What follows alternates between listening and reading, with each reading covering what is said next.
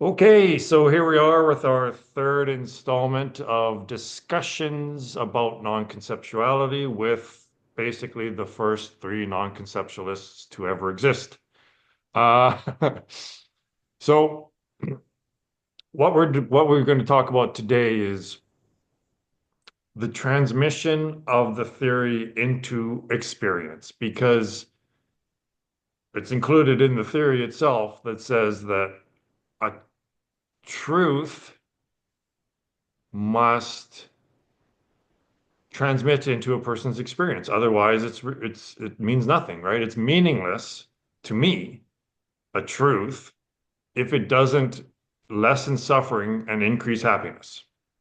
So that's the in my theory, the guides that keep us on the path of truth are happiness and suffering, not yes or no, true or false.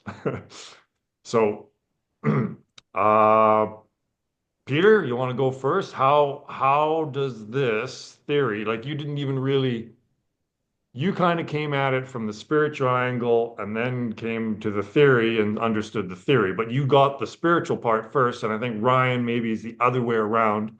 So maybe we're a good balance here. So Peter, I'll just ask you to go first. How does this theory transmit into your actual experience? Well, well, first of all, it's, uh, to me, at first it looked and sounded, as I guess it could do also for many other people, sound a bit dry or, scientific like for a guy like me. Maybe, too brainy or something like that. But it's really about, the triune, the triune and the theory is you. It's me, Yeah. it's you, it's everyone. It's the human being, basically. It's the individual. So the way it translates is um, like there's you, and then there's derivations, is the word, right? Derivatives Hmm. of me here, and then there comes the body and the world, basically. And so it's fractal. It's you see these triumphs everywhere, but mainly it's the big thing is really, I think, that there's a triune of a full human being, let's say. So the totality of being human is three parts, which you could express in many different ways as awareness, body and mind, or Father, Son, and Holy Ghost, as in Christianity, which that in itself is a huge thing to see actually what the old scriptures really is saying, what Jesus was basically saying. And I'm convinced that that was what he was saying. But there was certain interest to making this into a religion of control and so on. And so, and this is the huge thing is that this is not mm, it's not really like a theory is actually, I don't know, that word has certain limitations, but it's an experiential seeing, an experiential seeing and experiencing right here, right now for any living human being, anyone. So, and then the only difference is one of degrees, if how conscious you are of being the triune. Uh, and I have a diagram that I made up for myself, which is I thought about like sharing screen and doing a whiteboard thing and showing it. Hmm. And maybe I can do that sometime because I made a diagram out of your triune, which for me visually, and I have a feeling it could assist for other people in grasping this for oneself. For me, as a a decade-long spiritual seeker, it's an inner thing. It's a here and now inner, yeah, seeing right now. So for anyone. You are the triune. I mean, it's an awareness here of the body and mind, and that is the Father, Son, Holy Ghost. And yeah, I kind of like that with in Christianity, Holy Ghost is a good expression for the mind. It's ghostly and it makes all kinds of funny things. or the yin, right? Yeah. It's so bizarre Mhm. that people don't recognize how it's the same, like it unifies religion and science. But it does it in such a simple, obvious way that I think it confuses people. It's like, oh, like it's too obvious, right? They think they need to be taught it, I think. Yeah, it was what I said in the first meeting. Like now when I'm more aware of it, I see it at work, I see it in the news, as you see it everywhere. Like people actually, it's actually quite sad that humanity has come to a point where anything, I mean, basically anything, they need to look outward externally to see whether other people agree with them and or finding some kind of authority. So they can't stand in their own power and just look like, well, what am I actually seeing here and now? And that is, and I mean, I'm not putting anyone down, any people down, because that's what I did for decades, you know. So we schooled and trained like that. And so, what your theory gave me a lot is to stand in my own power, my own, and to find and see and stand in my own existential body, you could say, and sort of look out at everything. And also, it hit me like a week ago that I don't really have any questions anymore in life, and that's That's huge, isn't it?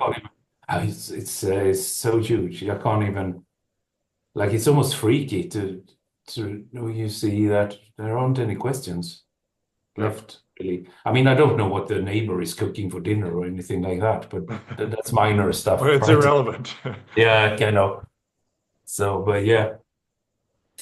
Did you want to share what you've been working on here, or do you want to do it separately with me, or how would I mean, I have to talk about it and sort of describe it. Maybe it's not that difficult. It's not so difficult, but I would also like maybe I can do that another time because it's not that hard to describe. It's basically a circle with it's a diagram basically, and it shows. I was sitting here for myself and draw it out, and basically it's a model of you kind of see that. Um, that we most people are living as a half man, as a half human being, without seeing the full thing. And I mean, anything in nature wants to blossom out to its full potentiality, basically. A flower wants to expand the full way out and not stop halfway or something like that. So if you picture a circle, basically, symbolizing the full human being, and you divide that circle horizontally across. So you have two halves, and then the lower half you divide vertically. So you basically have, you see what I mean, a half circle on top and a divided half circle, like two small parts, right? Uh, and the upper part there is awareness of the Father, then in according to your model. And the lower half is the left side, let's say, is the body of Christ, and the right part of it is Holy Ghost or mind. So what I would say most people walk around being the like half, the lower half, and sort of ignoring and missing the the zero, the potentiality that makes everything possible. Yeah, the way I see it is that everyone's trying to bootstrap the two illusions to make reality with the Ponzi between the two, but they can't. Like it's like trying to join gravity with quantum mechanics is the same. I was thinking about this just this morning, is that the act of sex itself is putting the positive with the negative, right? But that doesn't give unity, right? That just produces another fractal, which is another person. So you see what I mean, right? Is that it even Yeah. biology is in a way showing us like you can't just combine the positive with the negative to find unity, right? You have to start with the unity and realize that these are the illusions that emerge from it, Mm. right? So Uh, you can't unify yourself. A human, a male can't find unity by having sex with a female because that just pops out another kid, right? Another positive or negative. So yeah. this is right. Anyway, the bit of a Yeah, and it's tangent. also, I mean, humanity has have for, I mean, forever, I guess, a strong proclivity to focus on content, the missing context, basically. So it's like the words in a book. You know, you have the blank white behind, and we always focus on the black letters and the content. And it's the same with ourselves. We miss the content and focus on the context. So, and also form, or you can say form or formlessness, or formlessness. That we sort of get hypnotized by form and content then, and miss the potential of it all. So it's the way I see it is kind of walking around, living as a half of what we are, basically. So that's in that diagram that I drew out to myself. That's why I make it like the upper part, the whole half, because it's the biggest thing or the most important thing. Without it, you get lost in content, I think. Yeah. So are you done answering that Uh, question or yeah, for now? I have a few expansions on it, like Yeah. and the line. I mean, the dividing line, the horizontal dividing line is, and this was big for me, where you say awareness of awareness or awareness of something that makes it consciousness. You see, so Right. dividing line. Awareness of something is consciousness, and Yeah. just awareness, which requires no content, right? A vase or a frame of a picture doesn't require content, right? So Mm. yeah, so there's like I said, Nisargadatta Maharaj says that there's a condition or a state that's beyond consciousness even, and that is the pure awareness. It's very basic, but we can't describe the state of dreamless sleep where there is no content as nothing. Obviously, sleep is not nothing because it's called sleep. So, yeah, Yeah. so we have We to get rid can't. of this notion of nothing. Yeah, but obviously it can't be described in objective terms either. You But it's can't not. describe, how That do you don't, describe sleep? Peace, no. right? Yeah. It's peace. But that doesn't make it into nothing. No, I So know. so hence your word non-thing or Non-thing. potentiality, Yeah. whatever. Yeah. All right, So yeah, I guess for now that's what I. Yeah, I have a few other. Yeah, we can stop there. Yeah. yeah, well, I'm sure we'll interject as after Ryan has his spiel. So Ryan, you Yeah, okay. So what was the question? so basically, how does this theory actually transmit into experience? And what is that experience? Like basically, I'm talking about the one-step path. Yeah. So the essentially what we have to do is we have to transcend the duality that we see within reality. The theory, what it does is it is essentially the sharpest, clearest pointer that is available when it comes to trying to transcend the thing that is keeping us mired in samsara. So when we're looking at the one-step path, especially like the book itself, where it's just a list of different pointers, those pointers are incredibly useful. And the reason that they're useful is because you're coming at it from like a thousand different angles, and you're counteracting language with one statement at a time until you're left with just nothing. Not nothing, the potential, more specifically. Got to be careful with nothing around I here. know, right? It's so easy to just throw that thing word out all the time. Yep, it's really, really embedded within our language. Yeah, certainly Yep. is. But yeah, the one-step path and the transmission that it allows is essentially the transcendence of the dual aspect monism. So if we're thinking about this in terms of, like Peter was saying with his diagram, where we have two things that come out of one thing, it's essentially like a bifurcation process. And when we're trying to get to the one thing again, the thing that we really need to avoid doing is trying to use those two things to get to that one thing, like you were saying with male and female intercourse. When we're looking at this, we can definitely tell that that's not going to be the correct method, because that just spits out another a window into reality instead of transcending that reality. So in order to actually transcend the reality, we have to go in the opposite direction. So it's sort of like a figure ground reversal of what people would typically think is the correct path to take. So you would think that, oh, we want to unify general relativity with quantum mechanics. Well, it turns out that as we continue to go deeper and deeper, that seems to be more and more of an impossible ask. So what that is telling us is we're looking in the wrong direction.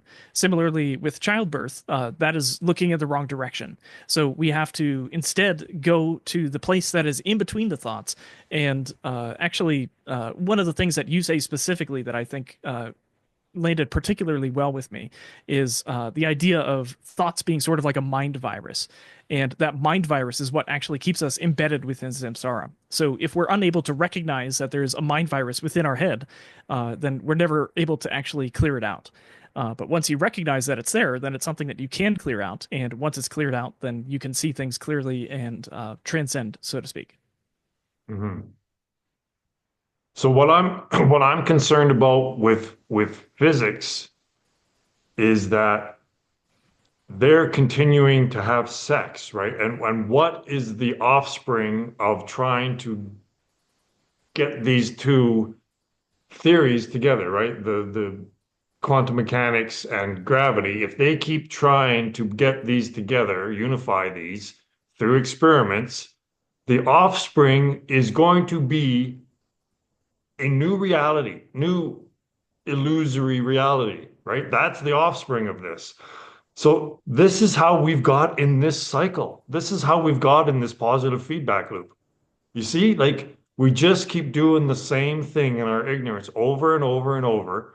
And I think it would be shocking to see how many realities we've produced following science, following this incorrect path, right? So that's why I keep saying, like, this is a big deal. Like, I keep trying to shut down physics, and somehow it's just not catching. Because physics is a big thing to shut down, right? But if they keep going where they're going, the way they're going, you can't do it, right? You have to realize that the process of measurement itself is that which is projecting the illusion of duality from the singularity. So, yeah, it's a trap. It's just the most ingenious trap ever. So, yeah. So now when so the ones after you've come to the realization that none of this will ever reach conclusion, then you just drop it and you abide in and as thought-free awareness, which is and meditation is simply the recognition of the awareness, right? Not of the awareness And then once you've realized that thought isn't going to do it anymore, then you can just abide in your beingness. And for some reason, that that is just happiness. It's just contentment, right? Because once you found what you're looking for, once you found, even if the answer is this path will not lead to the answer, that's the answer, right? The answer is this path is incorrect. So what do you do with that? Well, then you just drop it, right? So eventually, once you get breaking through that thought process that projects the illusion of an individual, then that's it. You're basically done. And there's just perfect contentment after that. But yeah, and for some reason people it's really difficult for them to get to that state because you need to get to the effortless part, right? You need to meditate and engage in this specifically. And then when you get to a certain part, it's like breaking through the sound barrier. Once you break through it, like once you get to a certain speed and it's very, very difficult to break through. But when you do, it's effortless, right? So it may take, like it literally might take decades, right? For some people, it might take decades for them to learn to find that stillness, that awareness, and then to get back to it and abide in it until it's effortless. But once you get there, then it's pure liberation. So I don't have a segue for any of you, but Well, Peter, do you want to? something that came into my mind was that when it comes to essentially this entire process, the uh, I forgot my train of thought. That's one of the problems of being a non-conceptualist is they come and go. Um, okay, you were just talking about um, let's It's see. Friday evening, not for you, but yeah. Yeah, oh man, you were onto something. Oh, yes. So when it comes to trying to understand that process of why it might actually take decades for this to occur, I think it has to do with the default mode network. So the default mode network is essentially the thought pattern that is most recurrent in any particular individual's mind, and it keeps them in the same sort of thought patterns. So what you're essentially describing is it takes some time for us to rewire our brains physically to the point at which we can actually go and get to the point where the thought free state is the default. So that is essentially the barrier that has to be overcome for people. And I think that one of the ways that we can quickly get over this barrier, as opposed to letting it linger for decades, is to really just go to the source of the problem, which is really using language in the first place and recognizing that every single time we're invoking language, that is taking us further away from the truth. Hmm. Yeah, which is the inverted view of what we're taught, right? We're taught that language is expressing something about reality, but it's actually projecting the illusion. So again, we're mesmerized by symbol and language. That's basically it, is that we're really taking symbol and language to be the reality.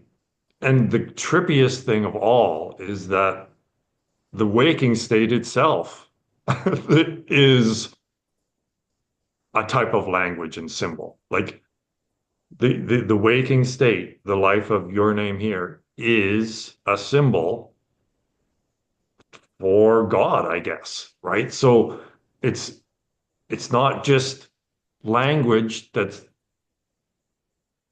projecting the illusion of like United States of America or your name here or whatever concept you have in your head, that is not actually relating to the physical realm, to the realm of the senses, and the realm of the senses itself isn't fundamental reality. So I get it where people get really lost in this. Hmm. It's very No, difficult I because mean, we've been indoctrinated by physicists that tell us that this is not even this is fundamental reality, but what they can measure is fundamental reality. And they're not even taking into account any subjective experience at all. Right? So that's the craziest thing is that they're trying to describe reality by excluding actual human experience, like subjective, the negative half. They're just trying to prove that the positive half is the reality. But you need the non-things, right? Again, you just need to just include a non-thing and switch nothing to potential, and everything's fixed. So what the beliefs, so that default mode network is belief, right? So people identify not with the beliefs, but as the beliefs, right? That's who you are. And if those beliefs are threatened, then the ego fights back with the ferocity of a cornered animal, a wild animal, right? Because it wants to preserve its life. But right? So I get it. When I challenge people's beliefs, they believe I'm trying to kill them. Subconsciously, Ugh. hopefully. Mhm. So there's great resistance to that. There's incredible resistance to challenging someone's belief systems. And this is well, getting beyond that, right? The direct experience of just existing in the thought-free awareness is transcending all of that.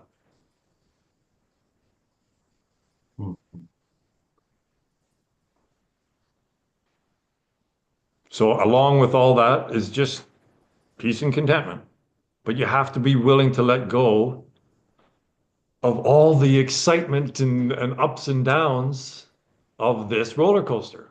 Like, if you don't want to ride roller coaster anymore, then get off it. If you're enjoying it, then, I mean, if you're enjoying the ride, you probably wouldn't be here watching this.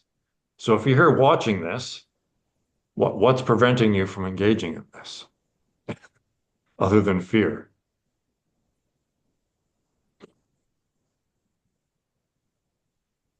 This is when one of you other guys talk. So yeah. how is it in like your Brian, you've been doing this one step path thing, right? So Peter and I have been on this spiritual journey for decades, like probably 25 years for me. Yeah, 25 years for me. So for you, you've been engaging in this one step path thing for I don't know how long, a few years, and has it changed your life?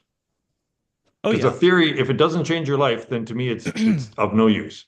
All these other theories, all they do is how they affect a person's life is they create technology.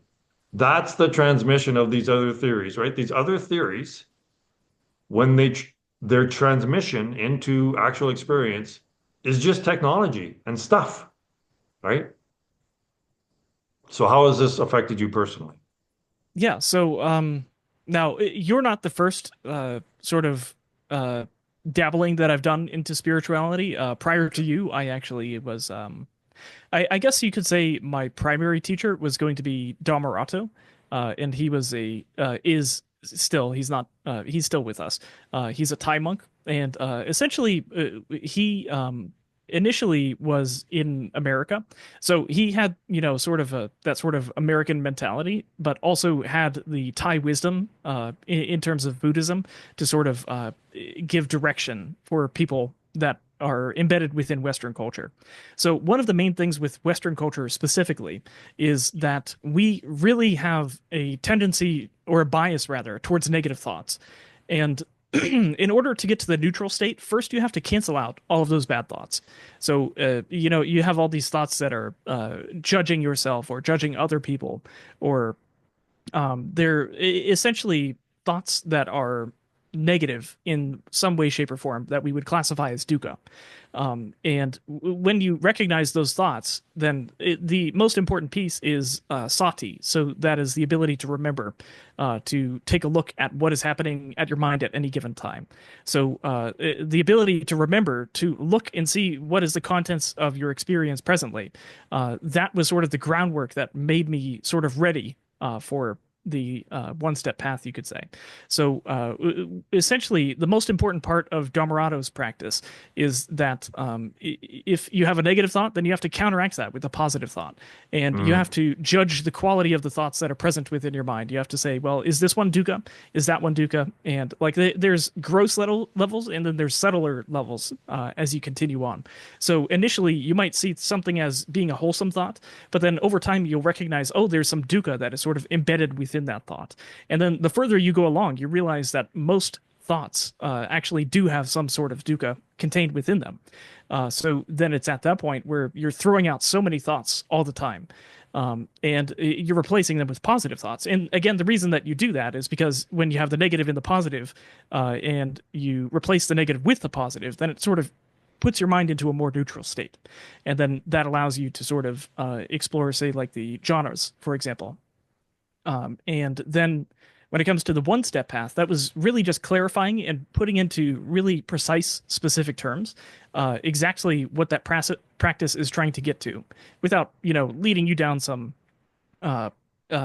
alleyway that is a dead end, so to speak, like you experienced personally, Roy, with your Buddhist practice and them just not really understanding the importance of it. Mm-hmm. Yeah. So what you were explaining there is a little bit like trying to get rid of the illusions by balancing them. But again, unfortunately, that's a little the nuance is important, Yes. is that you have to start at the reality and recognize how the positive and the negative come out from that, and realize that they're all illusions, and you can't dispel the illusions by joining the illusions. So yeah, Yes, that's right. it's a good intermediary, it's a good introductory level to meditation, and at least recognizing thoughts.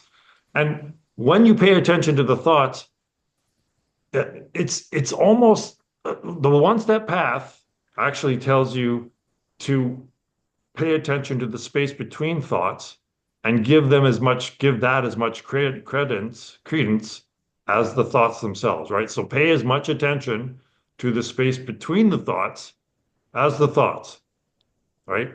So it's just a witnessing of all of it. There's no doing, there's just a witnessing.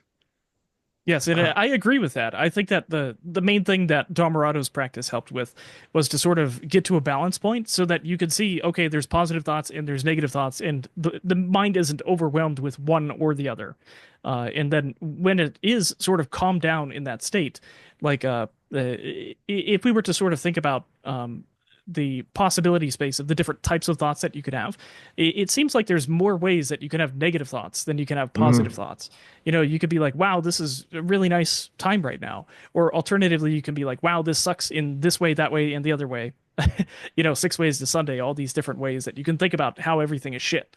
Well, a negative thought could always be, well, it could be better, right? That's a negative that thought. too, yes. So yeah, so it doesn't matter how good your life is, which in North America, I mean, think about, I can go to my fridge and press a button and ice comes out.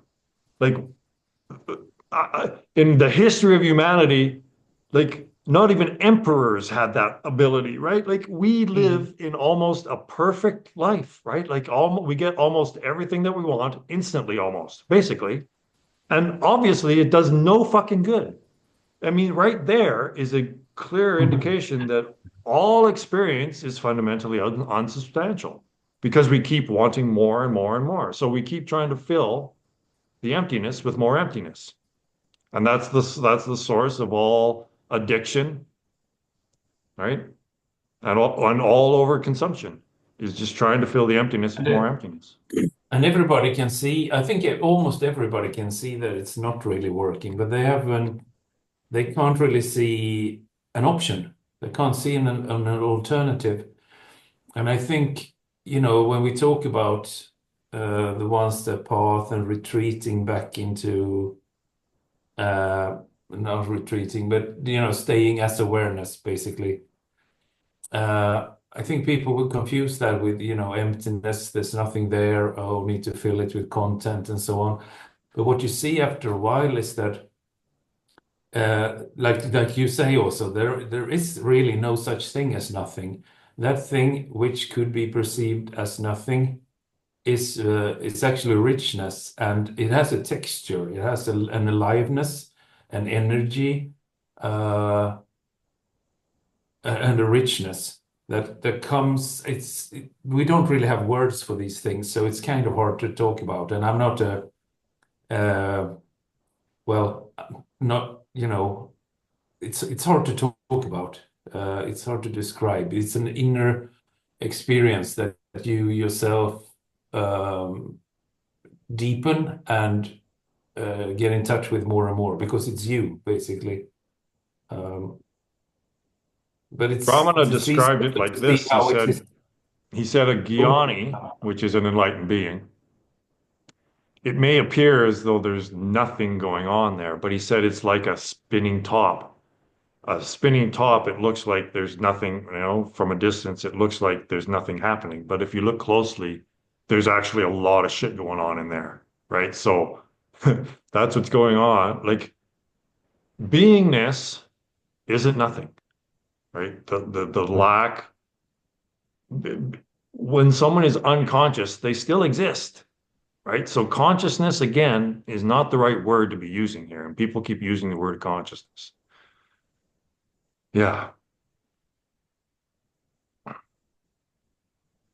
So what can and probably will happen in that meditation is that this so-called, let's call it the inner realms, they get more interesting than the outer realms. Well, especially when you come to recognize these patterns and start understanding why people act the way they are, like acting, right? Like the understanding, like I understand why there's wokeism, like because of this model, right? It's because thoughts and emotions, which are not sensations, thoughts and emotions are non-things, right?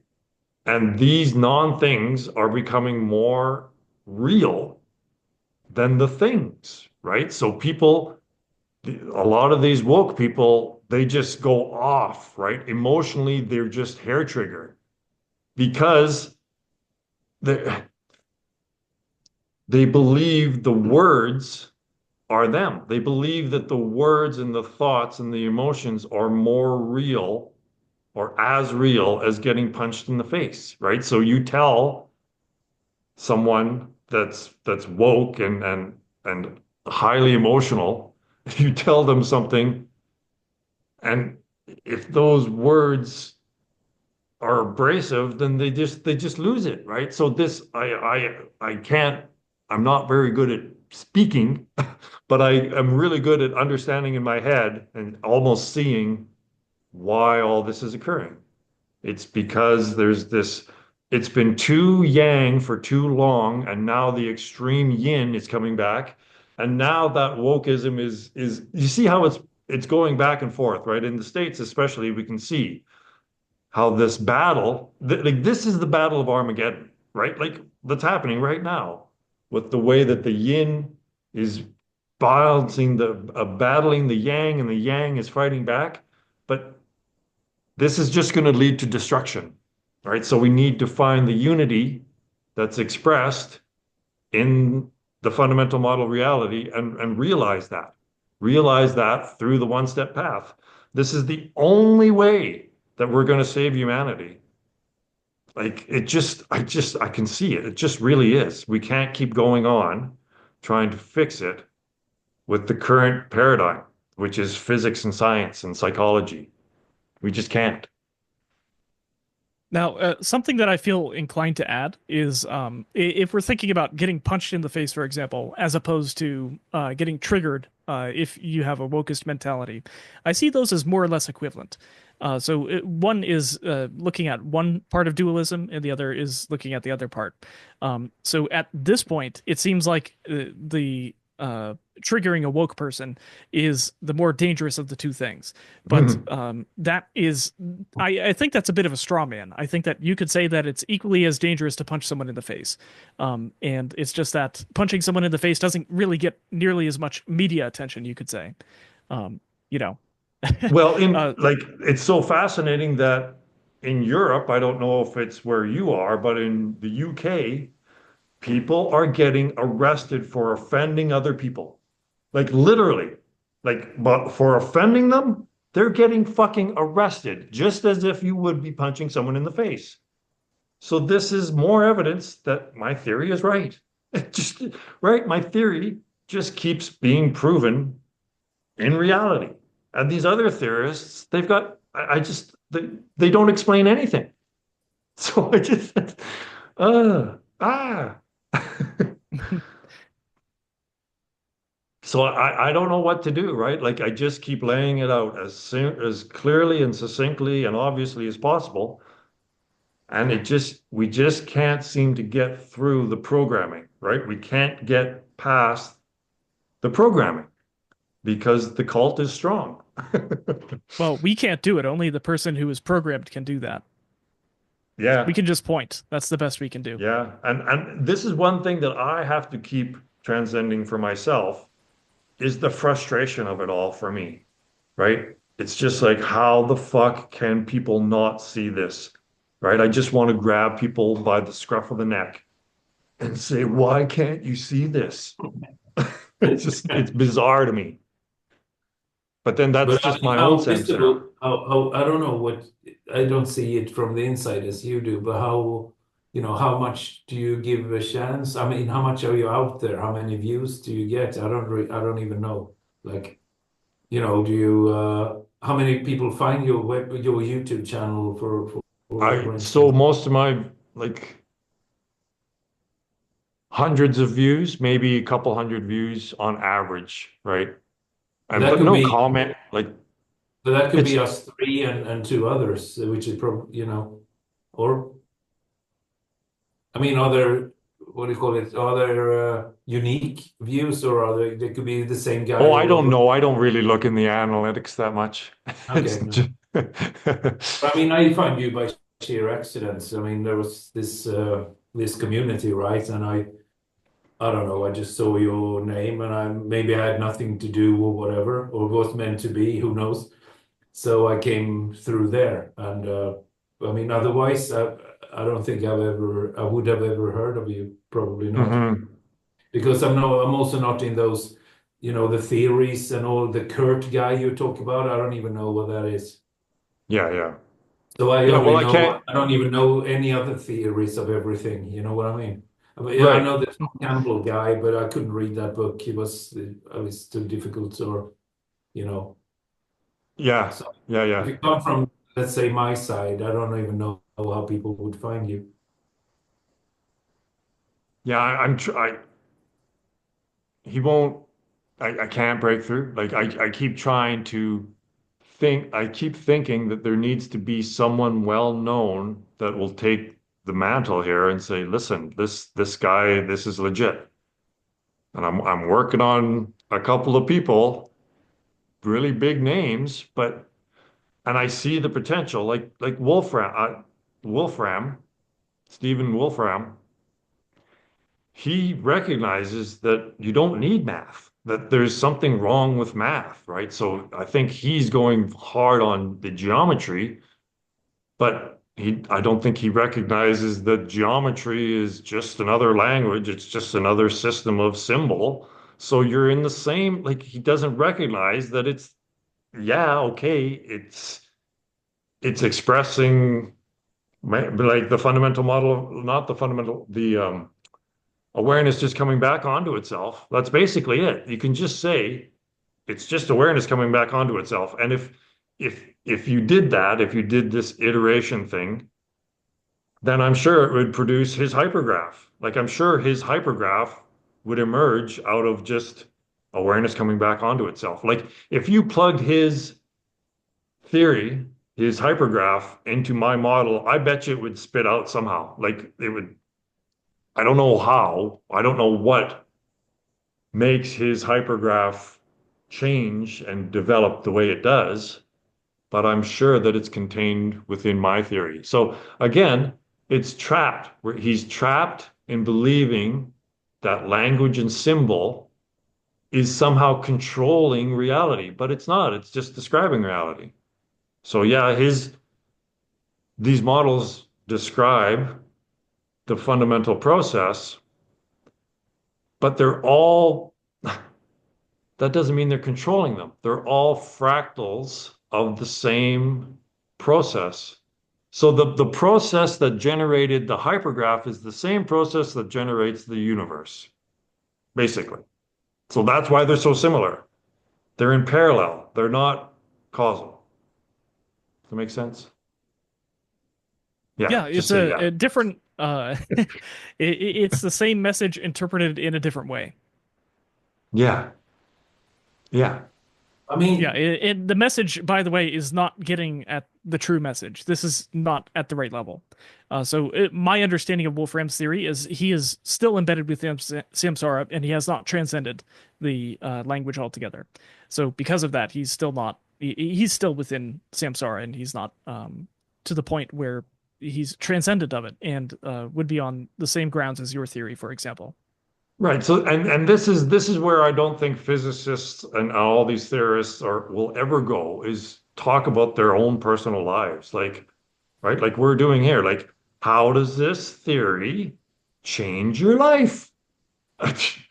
I just keep saying over and over, and this is another just one of these reasonable statements that could be an axiom, but people just slough it off, is that if your model of reality, if you understand reality at this great depth, this deep level that hardly anyone else does, like Stephen Wolfram says he does, then he must have a perfect life. Doesn't it follow that if you understand reality better than anyone else on the fucking planet, that would basically make you enlightened? And that if you understand everything, how could you have any problems?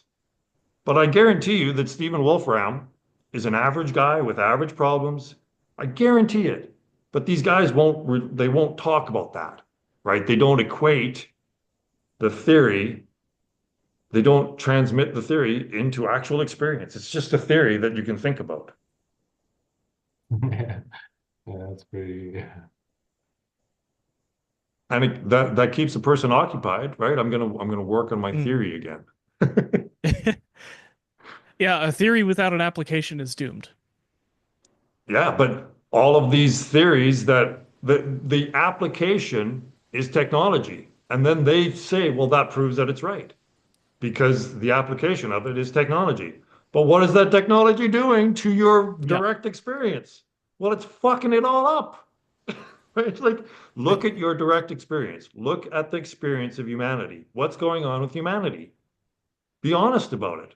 We're fucked, right? We're in big trouble. We're killing all life on the planet. So how can you be more wrong than killing all life on a planet? But if you don't want to admit that you're wrong, then you'll just deny, oh, we're not killing all life on the planet. Where's the proof, right? And then you give them proof and they'll deny it. And, oh, it just, if you want to not believe something, it's easy to not believe something. You'll just shut off that. There's a switch, I think, that you just go switch, no longer thinking about it, reading the words, but not actually trying to understand what the words are saying.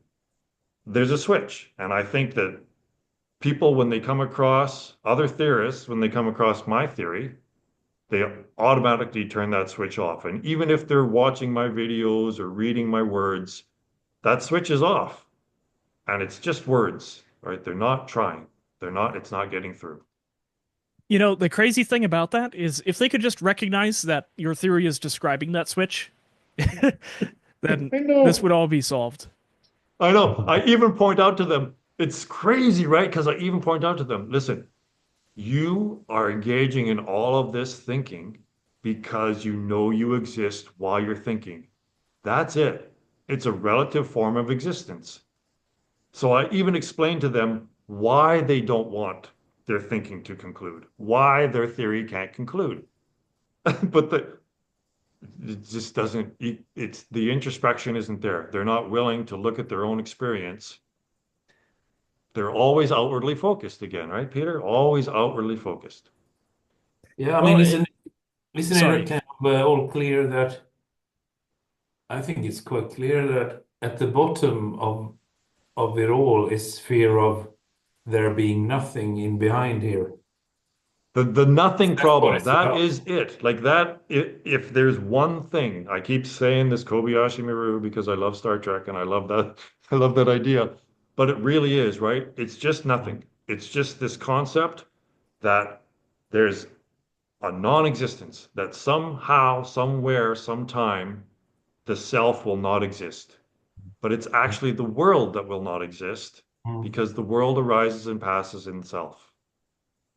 Yeah, so obviously if you associate, I mean, nothing, then I mean in that kind of view, then nothing equals death, of course, and nothing wants to die. Nothing wants to die. That I think is a pretty strong axiom. Nothing whatsoever wants to die, and so they equal nothing with death, but there is no such thing as nothing. But I don't think, I mean, it's hard to. It's one of those things you need to see for yourself. I mean, you can, for instance, you can describe, let's say, a pregnancy, a female pregnancy. You can describe that for, let's say, thousands Yeah, but of men can hours. get pregnant now, Peter. Yeah, Don't but you I would know still that? not, I would still not, I wouldn't still, I still wouldn't have the slightest clue of what it's like to be pregnant. I could read 1,000 books about it and Yeah. meet 1,000 pregnant women, wouldn't bring me much closer. So some things you need to really, you need to be the knowing to know the thing, sort of. Oh, Yeah. yeah, I think it's not a good word, but you know what I mean. Yeah. You So, need to, and this is what the one step path is about, I think. It's the knowing. This kind of knowing is being the knowing. It's mhm. being is knowing. You can't And just know it. and what you could call knowledge is simply your description of your experience, Mm, right? mm, mm, That's true knowledge. It's not, oh, I'm remembering something that I've been taught. It's mm, just, oh, I'm going to look at my own experience and describe that. mm. That's knowledge. And what That's I understanding. Yeah, and I remember telling you some time ago that after a while, this has happened recently, but for me, that but lots of spiritual books talk about it. When you become aware that there's an inner guru shows up, and that sounds I can hear how that sounds to many people, but it's true. It's your own innate ability to reason, like to just discover truth. Just and you have to reveal, you have to accept and recognize the falsity first, I think. With this, you have to recognize what's false first. And that happens to be everything that mind is produced. So in order for the truth to be revealed, you have to recognize what's false and drop that. So what Ryan really nailed this, our last discussion about the fear of death being a rejection by the self of non-existence. So it's an abomination. The idea of non-existence is an abomination. And the movement away from that abomination is the existential angst that comes along with the fear of death, right? Like it's brilliant, right? So the fear of death is actually a revolt against the abomination that is the idea of non-existence. It's brilliant. And once we get to that, once we engage enough in the one-step path, we come to this realization that we cannot not exist. And then that existential dread is gone. That fear of death is gone. Yeah, and then it's revealed that the thing that's actually dying is the source of all the suffering. So, if anything, that death is a good thing. Yeah, I know we should be going, oh, good. out of this game. Like I really want to just conclude this now. And Now, there's nothing wrong with wanting to conclude this. People say, "Oh, it's spiritual Mm. bypassing." How can you say that if you're in a nightmare, let's say you're having a nightmare, but it's a lucid nightmare, well, you can laugh through the whole thing, right? A demon will come up to you and you can tweak its nose or something, right? Like, right? Like, seriously. And that's what's going on here. It's like you can just laugh at shit that the people are taking like these woke people. Like it's just it's actually, I'm sorry, but it's actually funny how they just lose their fucking minds over the smallest bit of adversity. You know, just because they really don't know who they are. And when you don't know who you are, which is the stillness and silence, then you require the roller coaster, right? You know you exist while you're on a roller coaster, right? And that's what all of these huge emotional breakouts and just losing their fucking minds. Well, that's the roller coaster. You know you exist while you're having a fucking meltdown. it's the That's creation it. of the ego. Yeah, You yeah, can't have an ego if you're not riding on the roller coaster. yeah, yeah. Ah. Well, I Good think grief. we're approaching an hour, so if you guys want something else to say, go ahead. And then after you're done saying that, we'll do the 5 minutes of silence and then just peace out. So is there anything else you guys want to say before we start meditating? Mm. Hang on a second or two. Let's see.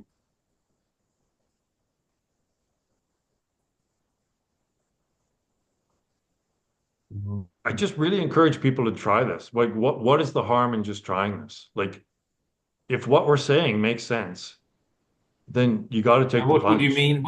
What would you mean exactly there if someone asks themselves right now that what does he mean by trying? How do you what do you Well, first of all, if you're inclined to this science talk and this the theory, if you're interested in theories of reality, then actually engage exclusively in my theory for a while. Don't bounce around. Try to understand non-conceptuality. And once you understand non-conceptuality, if you someone that doesn't engage in the one-step path does not understand non-conceptuality, right? So it's not just leaving it at this level of thought. You need to engage in the one-step path. So, yeah, so learn, or if you're not into the theory, just jump right into the one-step path. Even though even the theory itself says you don't need the theory. It says right in the theory, you don't need this. Just go straight to the end, straight to the practice, right? So that's what I and is mean your basically is engage uh, in the one-step path. Just meditate. Just fucking meditate. is your book still available on the website? Which book? One Step Path book. Uh, I, so I went to the One Step Path website, so it's still in operation because I went there, but I hardly ever go there anymore. But But I that was mean, my first website before non-conceptual website. So yeah, not so in the there's the One Step Path, the actual the preliminary theory or book that led to non-conceptuality. But the one-step path specifically is the spiritual practice within the theory of non-conceptuality, but it's basically just meditation. Just pick whatever type of meditation is comfortable for you, and that will be appropriate for your level of self-awareness, and engage in that. Just engage in meditation. Okay, This is what I'm asking is the book One Step Path available on the non-conceptuality no. website? No, It I should should be. provide a link to it though, shouldn't I? Because that's pretty Yeah, good stuff to just forget about. it's a great book. Yeah.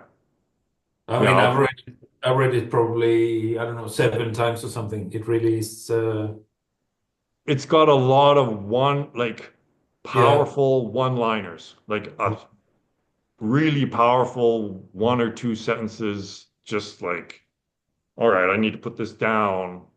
and think about this for a while, dwell on this for a while, right? Mm. It's not one of these light reads. I mean, Yeah. even where you say uh, a million steps out, one step back, that in itself is a huge practice, really powerful practice.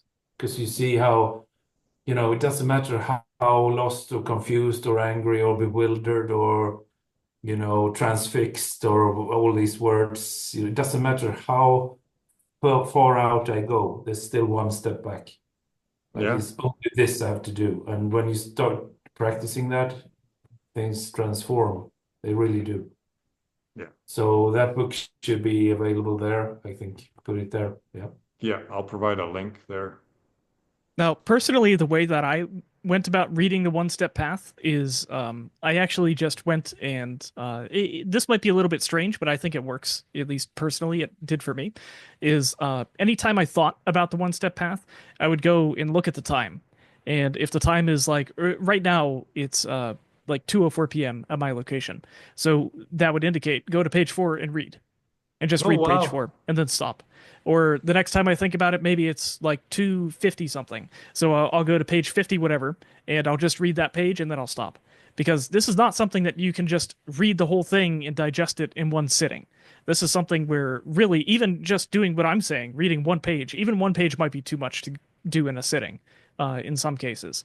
But yeah, this is something that like you really have to mull it over, and you have to give your time to the mind to let it sort of seep in and get into the cracks of that default mode network, so to speak. Hmm.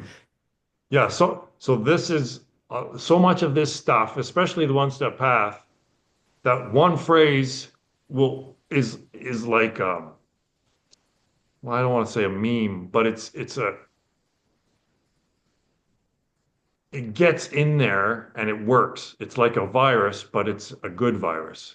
A spell, I would say it's It's almost a like a virus spell. to destroy the virus. Yeah, Mm. it's an antidote to the virus, but it works at a subconscious level, right? It gets in there and it just sits there and it marinates and yeah, it's yeah, I shouldn't have abandoned it like I did, so I will resurrect it, the one step path there, yeah.